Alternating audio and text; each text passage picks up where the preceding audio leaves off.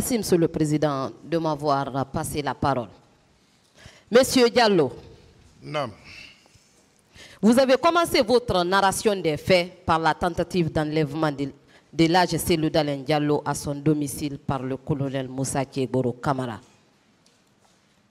C'est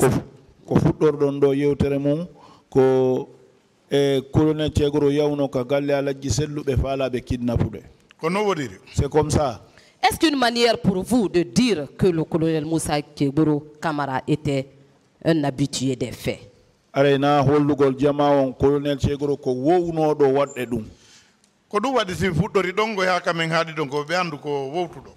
c'est pour cela que j'ai fait un rappel. C'est pour qu'on sache que c'est quelqu'un qui est un habitué.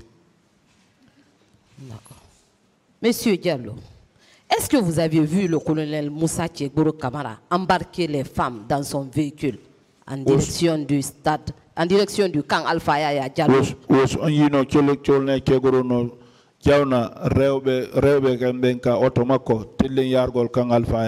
Pour son plaisir personnel? Non,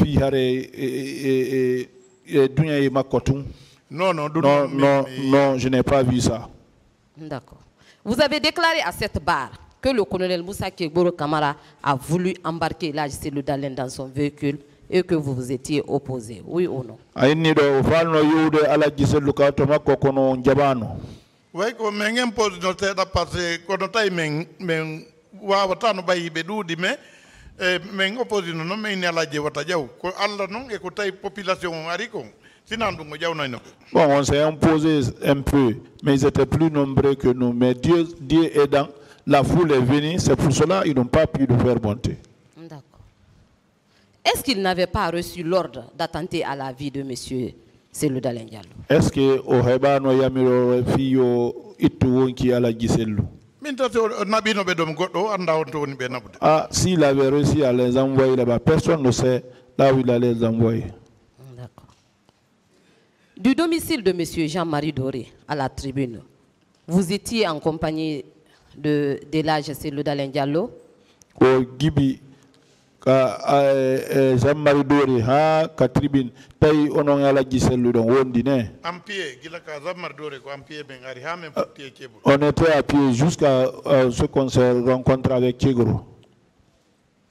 Est-ce que vous confirmez avoir vu le commandant Aboubakar Toumba Diakité au stade? Aussi ya girit ka yino commandant Aboubakar Toumba Diakité ka stade. Oui, je l'ai vu au stade. Est-ce que les hommes qui étaient avec lui tiraient à bout portant sur les manifestants? Est-ce qu'il y a des manifestants? Bere rouzon ko kanko andisi ko kambe wondi me bay o nati be woni bendo nati mene ne kambe bere rouge natu dube e makko be bendo ngarno fel. Les bérets rouges qui sont rentrés avec lui tiraient. C'est lui qui sait maintenant s'il était avec eux. Est-ce que c'était en présence du commandant Toumba que les bérets rouges avaient administré des coups aux leaders politiques? Ou c'était au temps de ma commandant Toumba bérets rouges bébé fawi jungo leader politique bébé. Non, do bien andali parce que menen normalement ko o groupe Kégboro bloqué men parce que menen beta me ya ligne goto parce que hari menen o police jo tapudo ala jeng hari o bloqué men me yata yaltita les leaders ben direct. Ça je ne sais pas parce que nous ne sommes pas partis avec les leaders. Le policier qui a tapé sur la tête de Elage là, il nous a bloqués. Donc nous ne sommes pas partis avec eux. Est-ce que vous confirmez également avoir vu le colonel Moussa Kégboro Camara au niveau de la pelouse? Aussi, le colonel Moussa Kégboro Camara à pelouse. Ça c'est comme ça. Est-ce que ces hommes tiraient également sur les manifestants? Non, minka fellu golda dun non ko be bere jour be mi kanko e groupe mo be ardi on ben donc e amen occupé mi yale ba na mi togne. Bon, pour ne pas accuser, moi c'est les bérets rouges que j'ai vu en train de tirer. Lui, le groupe avec lequel il est venu, et se sont occupés de nous. D'accord. Je vais vous lire une partie du procès verbal de colonel Pivi. À l'une des questions du juge d'instruction, il répondait par ceci. Pour ne pas qu'il y ait des bavures, je suis souvent animé à me mettre auprès de mes hommes pour les motiver et les encourager. O fita piji fita be murto hare lan takko yimbe amben ko buri kon multabe ma fi marugol be.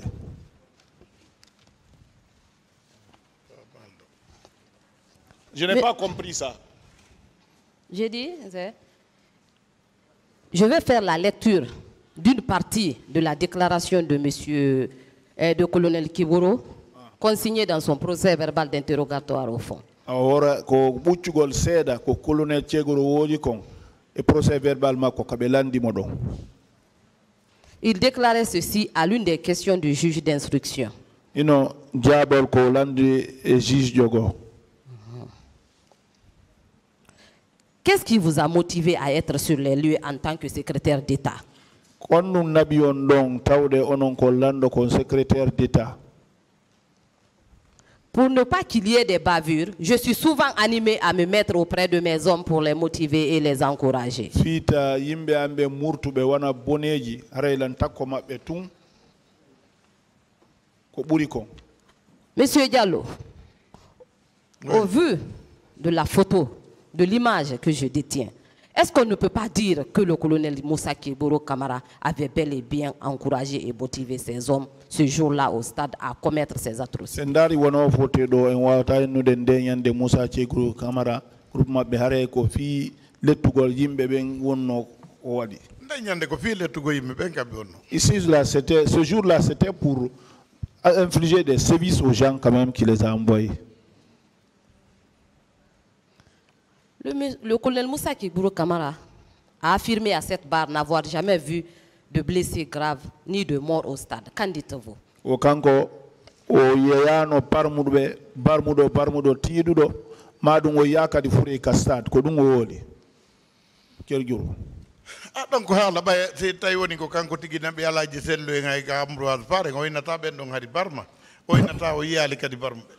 Ça c'est parole seulement. Si c'est lui qui a envoyé l'âge à clinique d'Ambroise de Paris, il ne dit pas que ce dernier n'était pas blessé. Il ne pouvait pas dire que ce dernier n'était pas aussi blessé. Lorsque les gendarmes vous administraient des coups au point de perdre 2 dents, est-ce que le colonel Kiboro était présent? Fendo gendarme ben piatao. Ha bapujit alti kindi est-ce que colonel Kiboro arno don. Ka arno endi ki o inni daleng o fayta ko duwoni o ki ordon ka menen kabe ata kuno men do mi anda haray si potari don eti ko orno me pay mi anda li haray so yawno eti wacci du men don. Ah, depuis qu'il est venu, il a donné l'ordre là. Ah, moi je ne sais pas s'il est parti ou s'il est arrêté là-bas. Avait-il demandé à ces gendarmes d'arrêter ces atrocités? Est-ce que oui, nos gendarmes m'accordent yobe acho?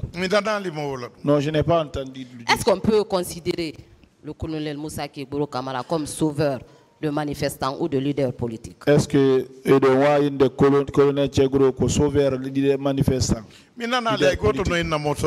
Personne, moi je n'ai entendu dire personne qui est sauveur. D'accord. Monsieur Diallo, au regard du film de ce jour, 28 septembre 2009, l'on s'aperçoit que le colonel Kiboro apparaît à tous les niveaux. Sendari wono mbodo ko inete cinéma 28 septembre ko kayarda yo ayi colonel Kiboro no yaltita ka mbodo to. Ah, ko don inete kanko no don acteur don. C'est pour cela on peut dire que c'est lui qui était l'acteur là-bas. Il s'est entretenu avec le capitaine Moussa Dadis Kamara au camp. O kanko e Moussa Dadis Kamara be yewtuno ka camp. De là-bas, il est venu à l'esplanade du stade. Donc, wari ka stade. De l'esplanade du stade, il est parti à l'université pour rencontrer les leaders politiques. Ka esplanade oui donc o yai ka université fi fotugo leader politique beben. De l'université, il s'est rendu à la pelouse où les crimes ont été perpétrés. Ka université donc on a ka pelouse ko donc masibo on fuddi. Est-ce que le colonel Moussa Kiboro Kamara et ses hommes n'avaient pas reçu la mission d'exécuter le plan planifié lors de leur réunion tenue au camp et présidée par le président Moussa Dadis Kamara? Est-ce que Moussa Kiboro Kamara yimbe makko ben be yahano wadugol pe ko be jettuno kon fi masimbingo yimbe ben réunion ji ko be warno ka kan. Menen de ko be nginata ko nadi be ko fi masimbingol jamao. En tout cas, nous allons dire tout ce qui est, s'ils sont rentrés là-bas, c'est pour faire le massacre. D'accord. Votre prise en charge a été effectuée par qui? Comme fakuno mbay on hebi don koko hebu don fo comme waltuno fi jamdi ganga. Non, ngande ari bay patron amen evacuama yey étranger donc menen kadi be inni mo yaltiti ka yasi be nangay on tigi donc ko famille amen bon famille ngon occupé là. Donc comme notre patron a été évacué à l'étranger, nous aussi on disait celui qui sort, il va rencontrer des malheurs aussi. Donc on était chez nous, c'est ma famille qui s'est occupée de moi. Monsieur Diallo, pour vous, qui est responsable de ces atrocités? Si on l'andama, di masiboji ko wadi konfo ko hombo woni hore e binde dum. Bingo ngesengo ko binata ko Thiebro Camara et nul de mo. Moi, je vais dire Thiebro Camara est celui qui l'a envoyé. Qu'est-ce que vous sollicitez de ce tribunal, monsieur? On l'a noté dans le tribunal. Ko beedi tugol seeɗa tu weltanagol tribunal ɗum toroɓe ko kamɓe tu wawi fittande men gonɗi koko ɓe tortiri men ɓe ko waɗi men ko kamɓe wawata rewnude saria e ka saria o rewri ɗon ɓeydanan men fittangol gonɗi. Je remercie le tribunal d'abord, dire aussi que c'est le tribunal seulement qui va essuyer nos armes, infliger la loi à ceux qui nous ont commis des torts comme ça. Je vous remercie, monsieur le président. L'audience est suspendue. À mon confrère, merci infiniment. Merci, monsieur le président, de m'avoir donné la parole. Honorable assesseur, monsieur Baouri, j'ai quelques questions à vous poser. Monsieur Baouri, après le massacre, les différents régimes qui se sont succédés ont pris pour priorité la réforme des forces de défense et de sécurité. Vous estimez que cette réforme était indispensable ou non? C'est indispensable. C'était indispensable. De l'autre côté, on dit que vous, les organisateurs de la manifestation, vous avez votre part de responsabilité. Vous, en tant que président de la commission d'organisation des forces vives qui regroupent les partis et les associations, est-ce que ce n'est pas de votre droit de manifester? C'est un droit et nous avons respecté les dispositions réglementaires en la matière.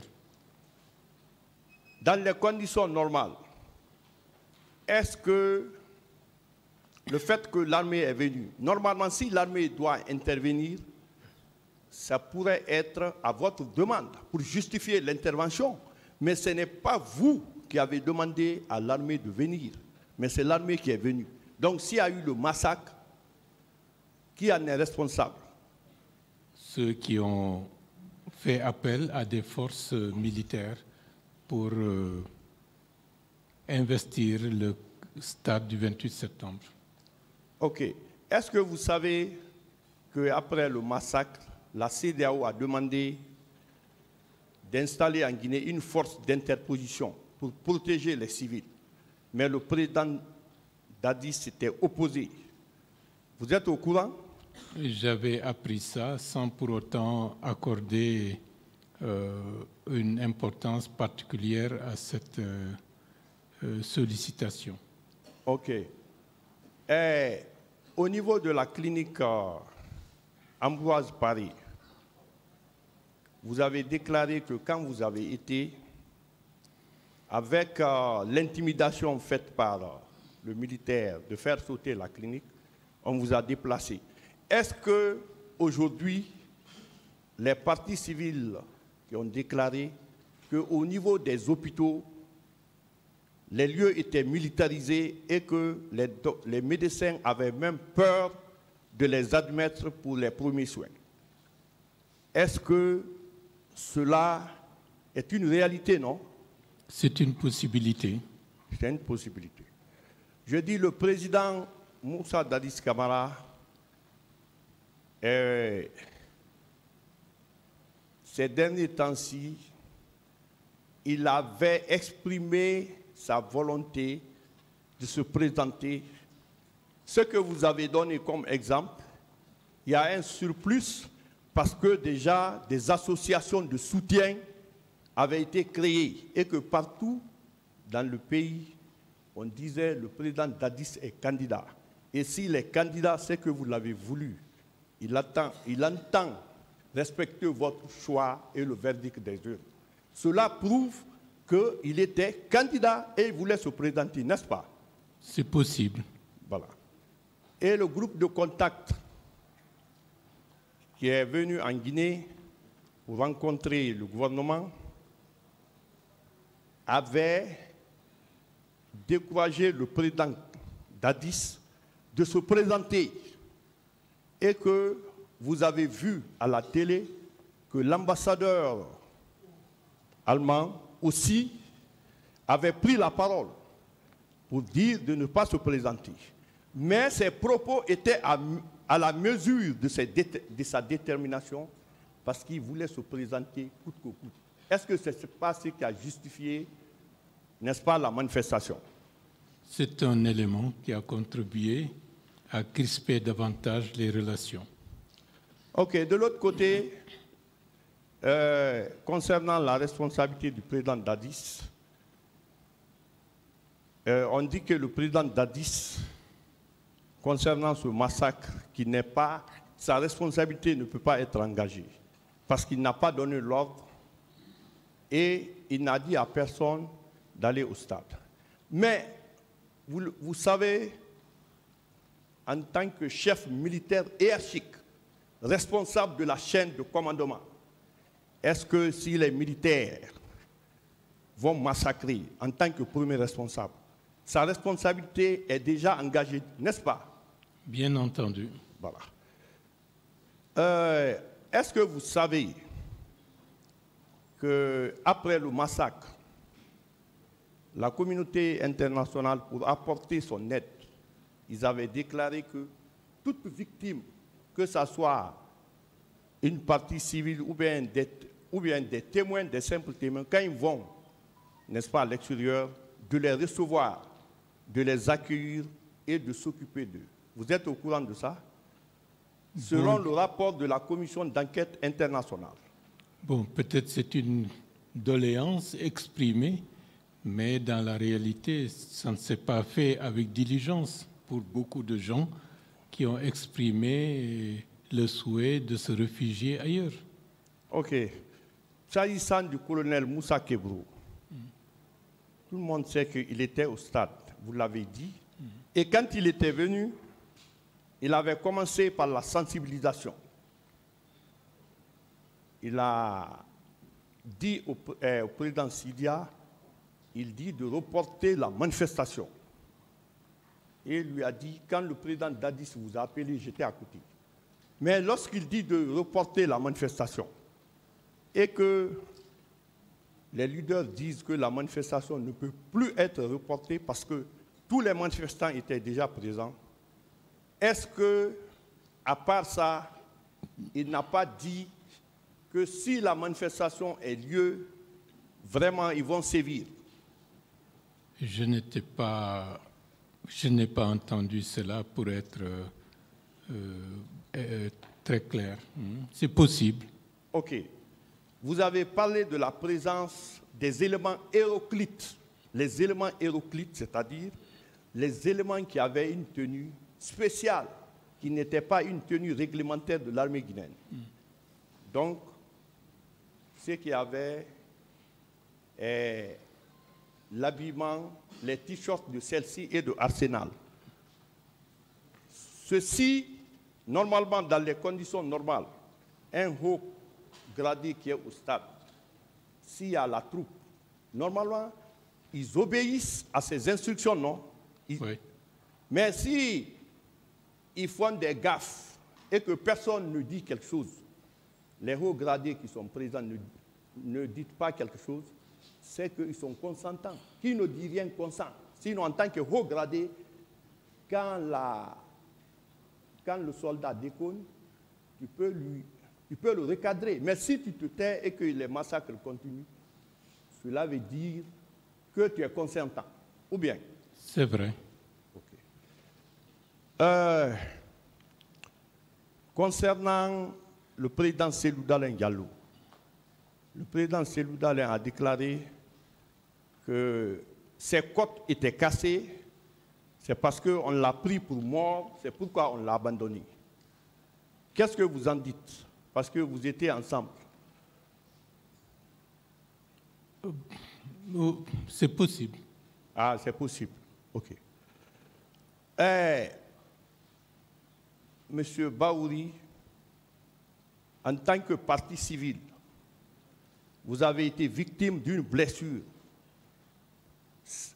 Donc, et vous avez jugé nécessaire de venir vous présenter, de vous donner votre part, de vérité au tribunal.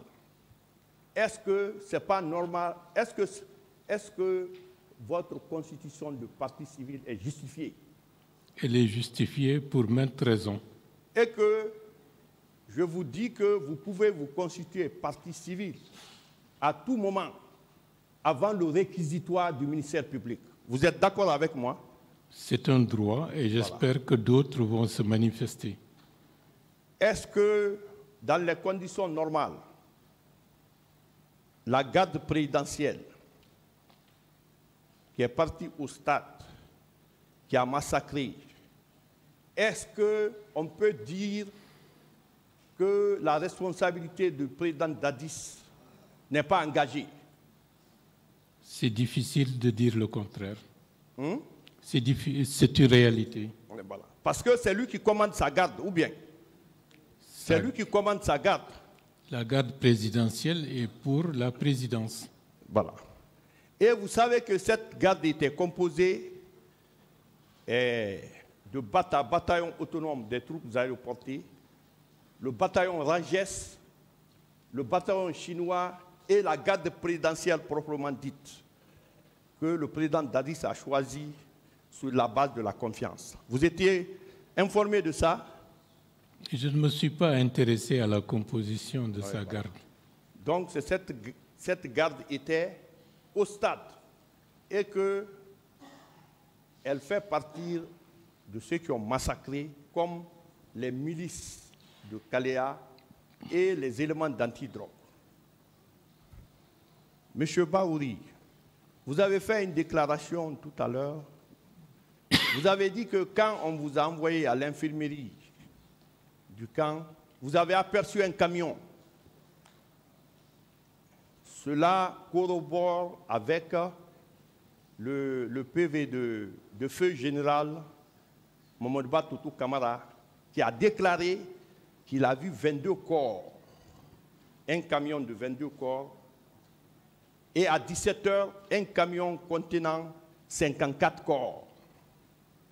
Et ces corps-là, certainement la nuit, on les a fait disparaître pour minimiser l'ampleur du massacre. N'est-ce pas? C'est possible. Okay. Merci, Monsieur le Président, de m'avoir donné la parole.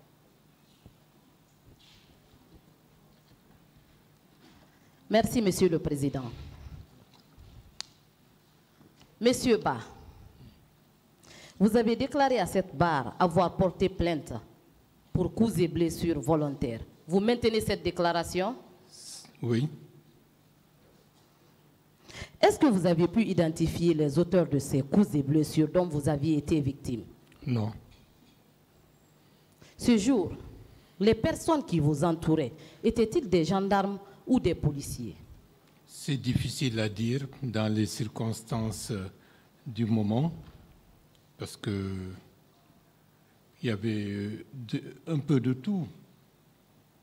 Des hommes qui n'avaient pas l'air d'avoir des uniformes, d'autres qui portaient des uniformes qui n'étaient pas du tout réglementaires, et d'autres qui avaient bel et bien des uniformes. D'accord.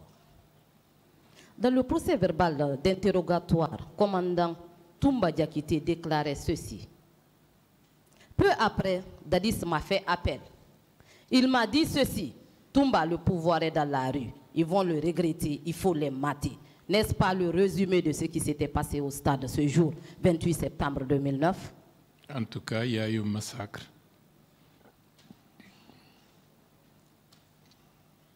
Dans le procès verbal d'interrogatoire du colonel Mathurin Bangoura, l'un des proches collaborateurs du capitaine Moussa Dadis Camara, il est dit ceci.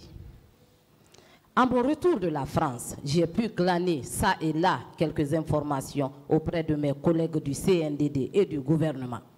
Le président Moussa Dadis Camara aurait ordonné aux éléments de la garde présidentielle d'aller empêcher les opposants de tenir un quelconque discours au stade. Je poursuis avec la déclaration de Mamadou Ba Toto Camara. Il m'a été dit que Dadis, en tant que président, Kéboro, Toumba, Pivi, Abdoulaye Chérif Diaby sont impliqués. Est-ce que ces déclarations ne viennent pas conforter la vôtre à cette barre? Oui. Est-ce qu'au regard de ces différentes déclarations, ne pourrait-on pas retenir que c'est capitaine Moussa Dadis Camara qui avait donné des ordres et qui avait été exécuté par la garde présidentielle? C'est au-delà de mes compétences. Je pense que le tribunal appréciera. D'accord. Dans votre procès verbal d'audition de partie civile, en date du 4 avril 2011, vous aviez déclaré ceci.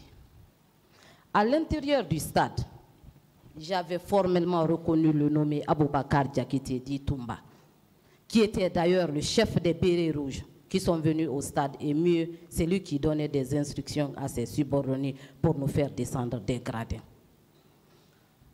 Commandant Aboubakar Diakité, alias Toumba, était-il seul ou en compagnie d'autres éléments? Bon, il n'était pas seul, il y avait d'autres. Ils sont arrivés presque au même moment, ou bien au même moment, donc on ne pouvait pas les distinguer les uns des autres. D'accord. Quelle sorte d'instruction le commandant Toumba donnait à ses subordonnés lorsqu'il vous faisait descendre des gradins? L'instruction, c'était beaucoup plus à nous de descendre des gradins pour le retrouver au niveau de la pelouse. Vous aviez également déclaré que certains militaires qui étaient armés étaient dans le groupe de colonel Kéboro. Vous confirmez cette déclaration? Oui. Parmi ces militaires, est-ce qu'il y avait des bérets rouges? Bon, dans les moments, je ne prêtais pas attention à la couleur des bérets. Et donc, j'ai peur de dire c'est rouge, c'est vert, parce que je n'ai pas souvenir. Mes observations n'étaient pas orientées vers la couleur du béret. Donc, je reste prudent pour ne pas raconter des choses qui ne sont pas en conformité avec la réalité. D'accord, M. Ba. Les éléments qui n'avaient pas de tenue spécifique et qui étaient au stade ce jour étaient dirigés par qui? Ce n'était pas possible de savoir qui les dirigeait, puisqu'ils étaient pêle-mêle et ils étaient dans la foule. Et comme je vous l'ai dit hier, avant même l'arrivée des militaires, j'ai observé deux jeunes gens qui avaient des éléments qui m'ont fait que je les ai interpellés pour savoir pourquoi ils avaient ça. Parce que ce n'était pas quelque chose qu'on devrait retrouver au milieu d'une foule pacifique à l'intérieur du stade. Et donc, mais je n'y ai pas accordé trop d'intérêt. C'est par la suite maintenant que je me suis dit qu'on était bien avant tout cela déjà infiltrés. Est-ce que ce n'était pas parce qu'ils avaient constaté l'ampleur des dégâts et pour pouvoir se tirer d'affaire qu'ils avaient décidé de sauver les leaders politiques? Comment? Je dis, est-ce que ce n'était pas parce que M. Aboubakar Sidiki Diakité, je les nomme, et M. Kéboro avaient constaté l'ampleur des dégâts qu'ils avaient décidé de vous sauver? C'est difficile à dire. Les faits, le commandant Toumba Diakité a exfiltré un certain nombre de responsables, pratiquement tous les responsables qui étaient là-bas. Moi et la Cellou, comme ce dernier était à terre, on était,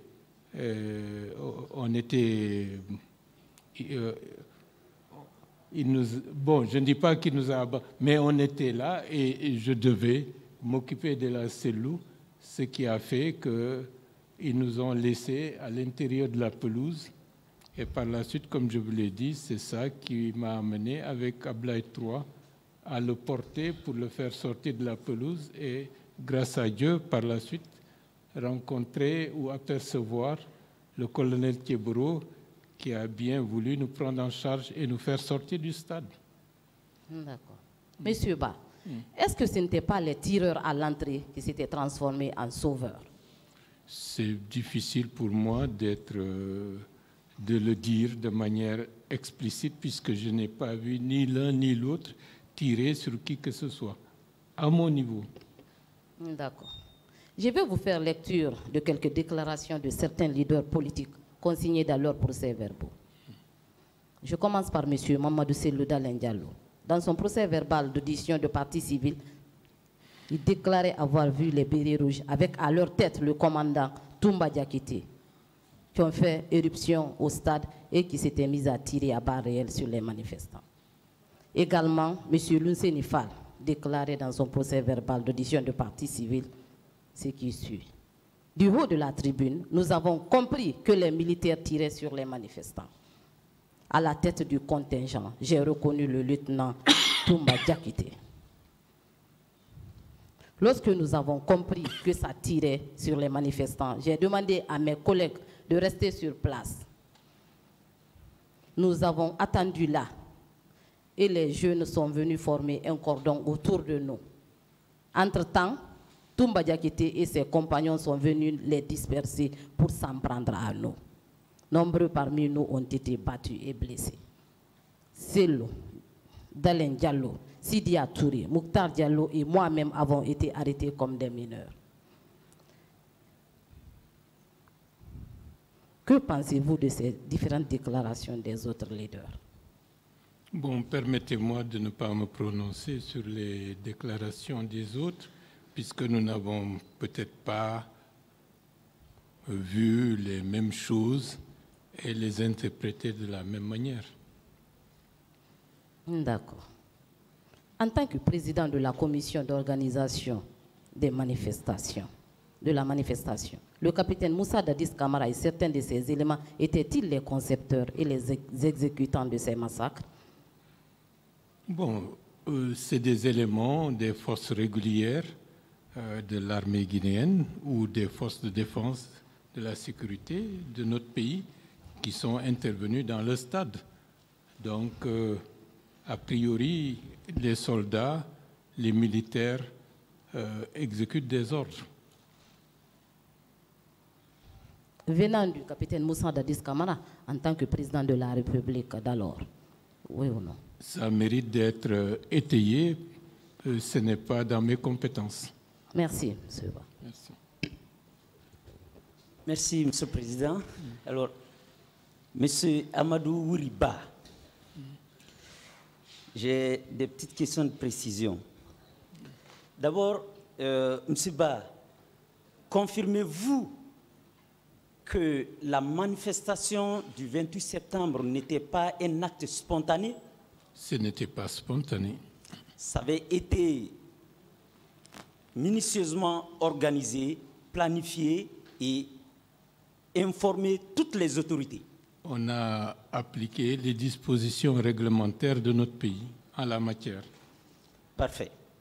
Alors, il y a quelque chose qui avait été dit par M. DS tout à l'heure qui était extrêmement important. J'aimerais avoir la confirmation de la même chose. Il avait posé la question de savoir si, dans la logique de vous dissuader d'aller manifester le 28 septembre, si cela était une réalité, est-ce que, en réalité, à 5 heures, à 1 heure du matin, le président Dadis a parlé avec le président Sidia, ça a été confirmé par tout le monde, même Thibault. Est-ce que c'était le moment pour ces autorités de vous dissuader d'aller exercer librement votre manifestation? Ce n'était pas le moment. Et vous, le matin du 28 septembre, vous avez croisé colonel Kegboro. Au lieu de vous apporter le concours nécessaire lié à votre encadrement, qu'est-ce qu'il vous a dit? De reporter. Et il savait que vous étiez déterminé. Il savait que son président, en fait, son chef hiérarchique, qui est le président Dadis, avait tenté de vous dissuader, vous ne l'avez pas fait.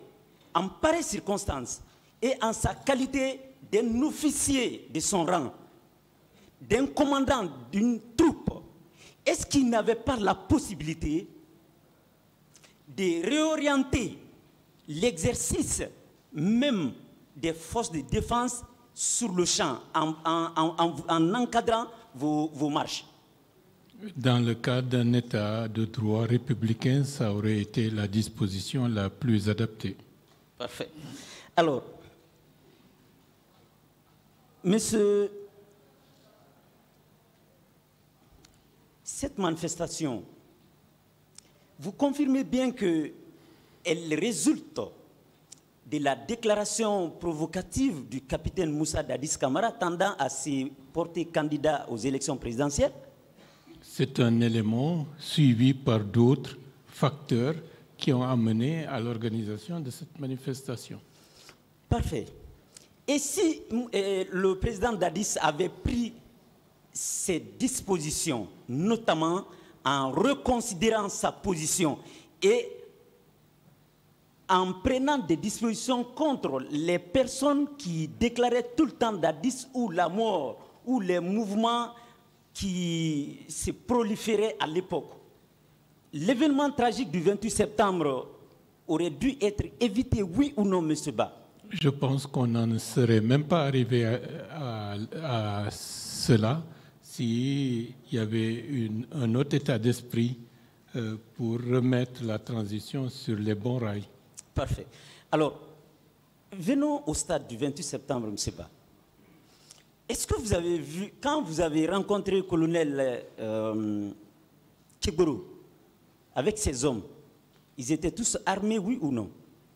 Bon, vous savez, dans ces circonstances, on ne va pas dévisager tout le monde pour scruter qui a une arme, qui ne l'a pas, mais a priori, ils avaient des armes. Parfait. Alors, quand le commandant Toumba est arrivé au stade, souvenez-vous s'il était armé, oui ou non? Et je ne l'ai pas vu de manière visible avec une arme. Peut-être qu'il en avait, mais ce n'était pas une mitraillette à ma connaissance. Parfait. Alors, M. Ba, à l'une des questions de l'un des conseils du capitaine Dadis ici ce matin, on vous a reproché qu'en votre qualité de président d'organisation de cette manifestation, que vous n'avez pas pris les dispositions idoines à l'effet d'encadrer la marche. M. Ba, entre vous, manifestants pacifiques, en exercice d'un droit constitutionnel, et les militaires, tout corps confondu, face à face, qui est-ce qui doit encadrer qui? Les forces de défense et de sécurité doivent assurer l'intégrité du territoire national et la sécurisation des populations civiles en toutes circonstances. Merci, M. Ba. Est-ce que vous vous souvenez que le président Dadis tenait certains propos à l'époque selon lesquels il disait les leaders, les faux leaders ont conduit la population à l'abattoir. Souvenez-vous de ces propos, M. Ba? Il y a eu beaucoup de discours, mais bon, de manière sélective, j'essaie de ne retenir que ce qui est essentiel. Parfait. Alors, si le président lui-même déclare que ces leaders, qu'ils soient faux ou vrais, ont conduit la population à l'abattoir, M. Ba, à votre avis, quand vous venez à l'abattoir, ce n'est-il pas les bouchers qui sont à l'abattoir? Si on savait qu'on allait à l'abattoir, on aurait pris d'autres dispositions pour éviter d'y aller. D'accord, si vous saviez. Bien entendu. Alors, moi, je suis précis. Est-ce qu'à l'abattoir, ce ne sont pas les bouchers qui sont là avec des machettes à l'abattoir? Bien entendu. Alors, si un président dit que la population a été conduite à l'abattoir, à votre avis, les bouchers n'étaient-ils pas les corps habillés qu'il a fait envoyer? Parce qu'en disant cela, implicitement, cela veut dire qu'on savait que c'était une boucherie qui était préparée pour accueillir les gens. Exactement. Alors, M. Ba, est-ce que vous vous rappelez que beaucoup de nos compatriotes ont trouvé la mort par voie, en fait, ont été électrocutés au stade? Vous vous souvenez de cela? J'ai appris ça, et ce qui a fait que beaucoup de gens n'osaient même plus escalader les murs au risque de se retrouver électrocutés.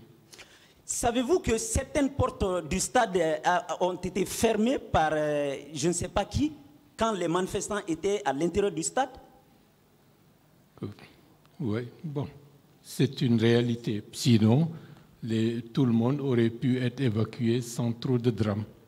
Est-ce que vous ne réalisez pas qu'en regardant tous ces scénarios, vous n'estimez pas que ça a été quelque chose de planifié, en fait, de conçu, planifié et réalisé de manière systématique et professionnelle? C'est vrai. Est-ce qu'une telle planification peut se faire si la chaîne de commandement au haut niveau n'est pas informée? Bon, c'est difficile d'être explicite, mais je pense que dans un pays, il y a des services de renseignement de plusieurs corps qui auraient dû alerter sur certaines dispositions, sur certains agissements de n'importe qui, qu'il soit citoyen, corps habillé ou pas, pour stopper ce qui allait se préparer. D'accord, moi je vais vous mettre à l'aise. Hein? En réalité, à supposer que la hiérarchie n'était pas informée de cette planification criminelle. Monsieur Ba, après le lendemain du 28 septembre, du 28, 29 jusqu'au 30, avez-vous appris que nos compatriotes étaient non seulement portés disparus et que les personnes autres que les hommes en tenue étaient venus pour perpétrer ce crime? Avez-vous appris cela, oui ou non?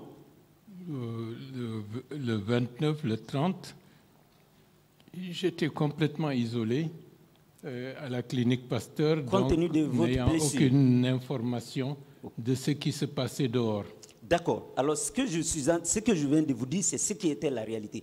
Alors, ce qui légitime l'implication active du président Dadis et ses proches, depuis ces jours, M. Ba, quel est, à votre avis, en votre qualité d'homme d'État, en votre qualité d'homme politique, en votre qualité de prétendant à la présidence de la République, M. Ba, quelle pouvait être la disposition la plus idoine, urgente et appropriée de M. Moussa Dadis Camara le lendemain du 28 septembre? Comme je l'ai dit, c'est de prendre toutes les dispositions pour faire arrêter de près ou de loin toutes les personnes qui étaient impliquées dans ce massacre. Qui est-ce qui a été arrêté, s'il vous plaît? Je n'ai pas souvenance qu'il y a eu des personnes arrêtées. Qui est-ce qui a été blâmé, s'il vous plaît? Je ne l'ai pas appris. Qui est-ce qui a été suspendu, s'il vous plaît? Non, je n'ai pas de connaissance. Au sein de l'armée, qui est-ce qui a été limogé à son poste, s'il vous plaît? Je ne sais pas. Cela ne justifie-t-il pas que lui en personne était impliqué, c'était ces ordres qui ont été appliqués à la lettre? Sa responsabilité et son statut l'auraient dû l'amener à prendre des dispositions fermes et radicales pour faire arrêter tous ceux et toutes celles qui étaient impliqués dans ce massacre. D'accord, pour finir, M. Ba, à supposer qu'il n'ait pas la capacité réelle pour prendre toutes ses responsabilités, à votre avis, M. Ba, vous savez, quand on vous pose certaines questions, on ne vous en pose pas en votre qualité de M. Amadou Riba, mais on vous la pose en votre qualité d'un homme politique. Voilà. Alors, est-ce qu'un État qui n'est pas en guerre, un État normal, l'on peut avoir des charniers sans que la hiérarchie militaire n'ait pas informé? C'est possible, mais il faut reconnaître que c'est une habitude dans ce pays. Les charniers? Oui. Alors, est-ce que M. Moussa Dadis n'est pas venu dans ses déclarations pour mettre fin à toutes ces barbaries? C'était les déclarations de principe formulées à la prise du pouvoir. À votre avis, oui ou non, M. Moussa Dadis a trahi frontalement le peuple de Guinée et la nation guinéenne?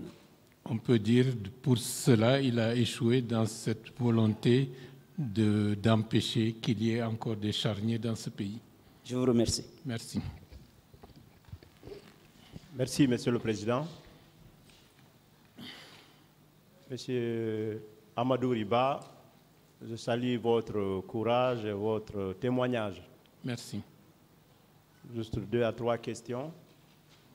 Savez-vous que la seule responsabilité morale ne peut pas envoyer quelqu'un devant ce Togis tribunal? C'est une question de conscience, je suis d'accord avec vous. Et vous avez eu à prononcer également ici, n'est-ce pas, que les carnages que vous avez vus, ce sont des crimes contre l'humanité. Ce qui était la qualification d'origine du massacre.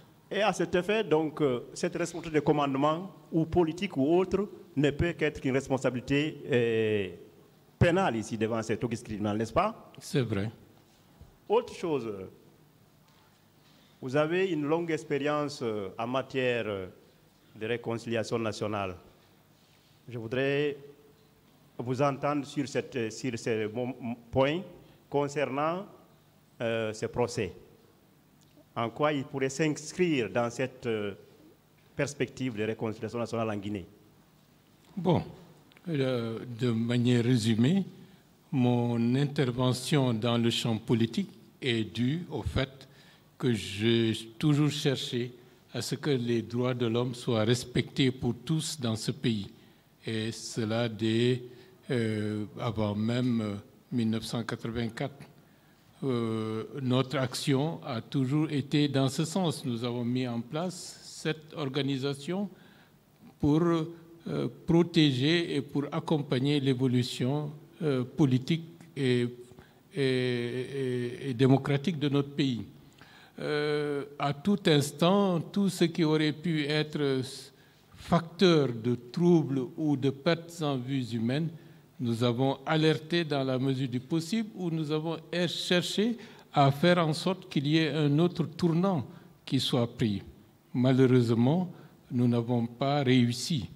Et en 2008, 2009, 2010, nous avons tout fait pour que la transition du CNDD suive une voie normale. Et bien avant cela, en tant que ministre de la Réconciliation nationale, conscient des problèmes, nous avons veillé, nous avons cherché à désamorcer toutes les bombes susceptibles d'éclater après la disparition du général Lansana Conté, qui auraient été des facteurs aggravants de la crise politique dans notre pays. Donc,